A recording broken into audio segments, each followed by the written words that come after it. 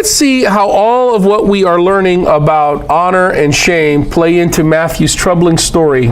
Very troubling story, isn't this? Yes. Of the origins of Jesus. Matthew chapter 1, verses 22 to 23.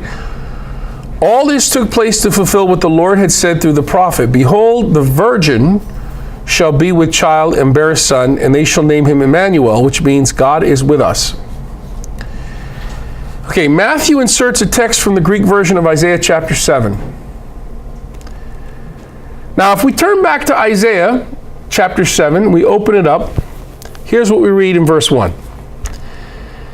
In the days of Ahaz, king of Judah, son of Jotham, son of Uzziah, Rezin, king of Aram, that's Syria, and Pekah, king of Israel, that's the northern kingdom, okay, son of Remaliah, Jesus. I mean, like, went up to attack Jerusalem. I'm already lost. I can't even get to the first sentence, man. It's all these names I've never heard of before. And I have to know where they are, where they're coming from, who their grandfathers were. It's like reading Lord of the Rings. I mean, I can't even get, it's very dense. It's hard to get through it. And if I'm an average Catholic, there's been very little exposure to the Bible, like most Catholics. And let's be honest, most Christians, you know, the only reason I'm even going to Isaiah chapter 7 is because of this virgin thing that Matthew showed me, right? And now I'm reading about all these battles and things. What is this going on? So for most American Catholics, and I would go so far as to say most Christians, modern Christians, if they encounter this verse, chapter 7, verse 1, they're not going to get beyond it before stopping and slamming the Bible and putting it down. It's just too dense, and they won't be able to figure out all this stuff. So what I have to do for you now is I have to break this down, because, by the way, Matthew does expect you to get it, because he's alluding to the whole thing. He's not just talking about a virgin. He's not ripping a passage bleeding. He's alluding to the whole thing, and he expects you to know that story, be very familiar. He's not writing the story for Americans. The Bible was not written for, by, or about Americans. Okay? All right. So first of all, let's identify the cast of characters of Isaiah chapter 7, verse 1. What happened? Nothing. Oh, sorry. Thank you very much, Mary. Appreciate that. He's driving her crazy. Let's have Isaiah chapter 7, verse 1, and see where all this takes place and when this happens. All right. After the reign of King David's son Solomon, now we're going back to 921, 922 BCE, before the Common Era. The kingdom, the Davidic Solomonic Empire, which unites the 12 tribes, splits. 10 tribes go up to the north in that area called Israel, which is also Samaria, okay? It lasts from 921 to 721 BC, or 922 to 722 BC, 200 years. You all see that? That's the northern kingdom. Only 2 tribes, Judah and Benjamin, remain loyal to the house of David in the south, in the vicinity around Jerusalem. And that's what's left of the Davidic monarchy, folks. That's called the kingdom of Judah. All right. So when it talks about King Ahaz, who Isaiah is giving the prophecy to, it's the king of Judah in the south. Follow? All right. Jerusalem is only vulnerable from attacks from the north. You all see that? It's a mountainous area. The only place you can go is by people coming up, meaning up the terrain from the north, from sweeping in from the Fertile Crescent. At some point in the 8th century BCE, Aram, that's Syria, which is north, see Aram? See Aram on the map? They make an alliance with Israel, the northern kingdom. They team up to take out Judah. And that's Jerusalem as it was believed to look like in this time. So the ruler of the northern kingdom of Israel is called Pekah. Okay, that's the blue. His ally is Rezin, the king of Aram, which is Syria. That's where you get, by the way, Aramean and Aramaic, the language Jesus spoke from. Both the king of Aram, or Syria, and the king of Israel, the northern kingdom, wage war against the southern kingdom of Judah, ruled over by the Davidic heir, King Ahaz. Y'all got that? Yeah. All right, it's pretty easy to understand now, right? When you have maps, and you have time periods, and you have context. Okay. By the way, all of this stuff is Shinola stuff, right? Now, please notice that there's this much bigger empire that's right around the corner, an evil horde called the Assyrian Empire. I told you Aram is also called Syria. Well, you also have Assyria.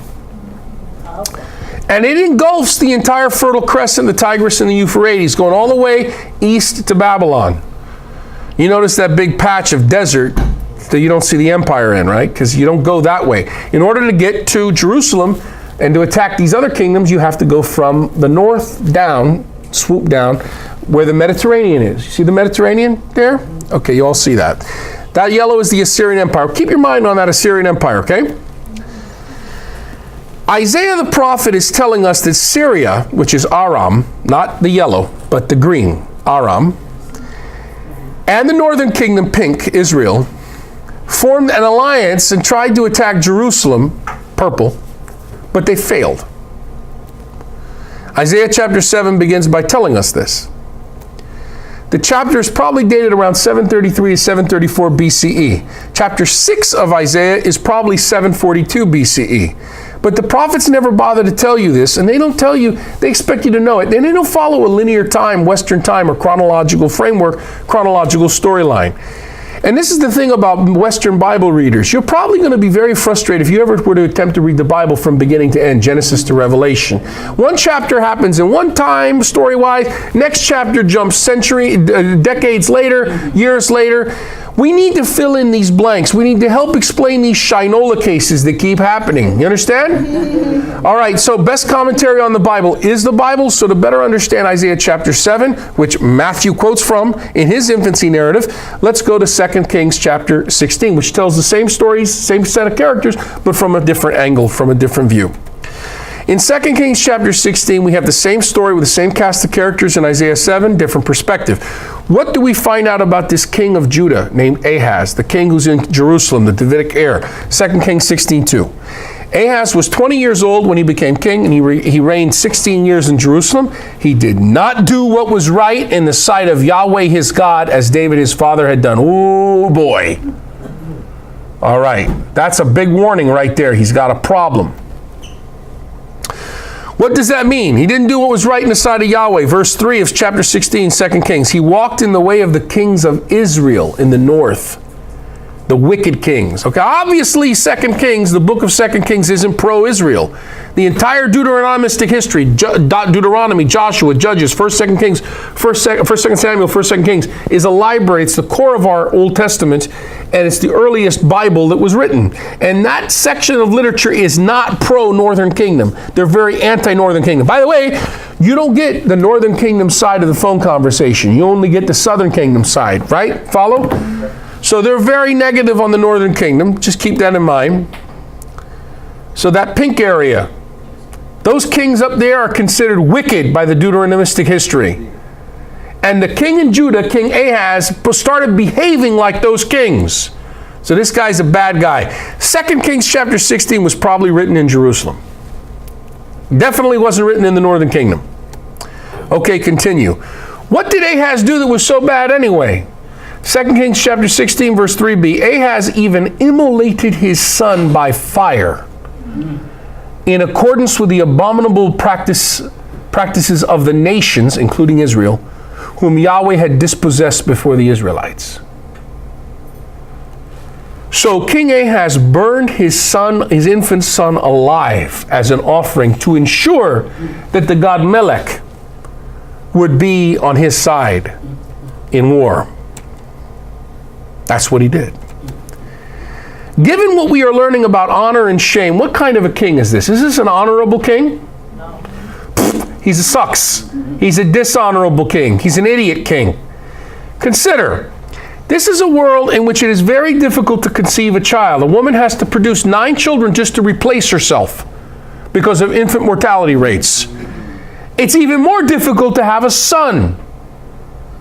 So what happens when you have a son and then you immolate the son? You have a Davidic heir that comes from the line of David that was promised in an everlasting dynasty by Yahweh God, and then you ally yourself with another god, another patron, and you immolate your child on that. You immolate your son on that. Wow, what kind of an idiot would do that to the heir, to his own heir? This is a real idiot. This is a shameful king. You follow what I'm saying? Okay, here we go. 2 Kings chapter 16, verse 5, Mary. Then Rezin, king of Aram, and Pekah, son of Remaliah, king of Israel, came up to Jerusalem to attack it. Although they besieged Ahaz, the king of Jerusalem, they were unable to do... Came down, that's bothered me. I'm sorry? Shouldn't it be came down? They came from the north, right? Although they went up, no, they come up because they're coming up the terrain. They come up the terrain. Yes, on our map, north, the way we like to say it, you come, like if I'm going from New York to Florida, I went down to Florida, I went up to New York. No, no, no, no. They're going up the mountain to Jerusalem. Elevation. They're going up to elevation. This is what you see in the New Testament too. Let us go up to Jerusalem. So although they besieged Ahaz, they were unable to do battle.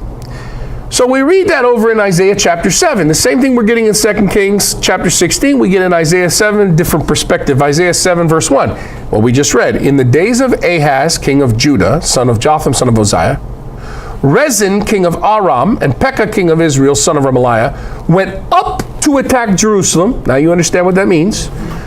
But they were not able to conquer it.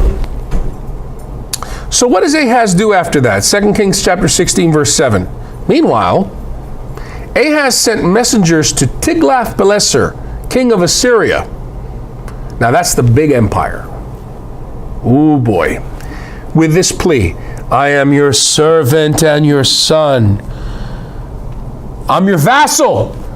Come up and rescue me from the power of the king of Aram and the king of Israel who are attacking me. I'll be your slave. I, a Davidic heir, a son of David. How shameful.